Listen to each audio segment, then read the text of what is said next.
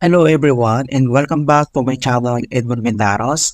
And for today's quick tutorial, and I'm going to show you guys on how to enable or disable automatic scrolling in the Firefox web browser. So this is different from smooth scrolling. Auto scrolling basically means that by clicking the middle mouse scroll wheel button on empty space on a website that will make the auto scroll icon appear, and then in which case if that is appearing on your screen, you can move the mouse up or down to auto scroll in that directions. And without further ado, let's go ahead. So all you have to do is open up on Firefox browser. Then dito lang sa upper right side, i-click mo lang yung 3 line icon na to. So click mo lang yan. And then next step ay kailangan mo lang select dito yung settings.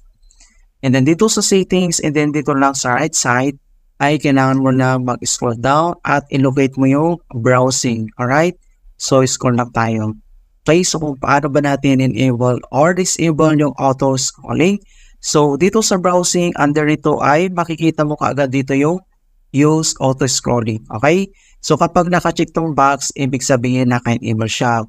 Kung gusto mong i-disable siya, so at-check mo lang tong box. Okay, so ganito.